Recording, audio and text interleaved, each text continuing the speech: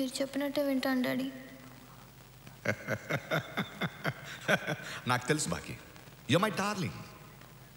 నేను కూడా మీతో వచ్చేస్తాను. చచ్చా, ఎందుకురా? నువ్వేం తప్పు చేసావని పారిపోవాలి? ఇంకో 2 నెలల్లో ఎగ్జామ్స్ అయిపోతాయి, తర్వాత రా. అది కాదు డాడీ, ఇక్కడ ఉంటే వాడు నిన్నేం చేయలేడు. అయినా నీ సెక్యూరిటీ కోసం కత్తి లాంటి కుర్రోడ్ని సెలెక్ట్ చేశాను.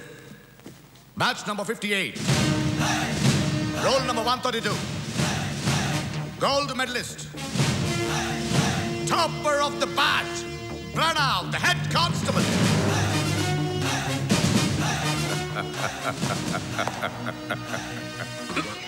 చెప్పిందంత గుర్తుందిగా? గుర్తుంది సార్. వాడేమైనా ఎక్కువ తక్కువ చేశాడనుకో, చంపేస్తే మీకేం ప్రాబ్లం లేదుగా? That's my boy.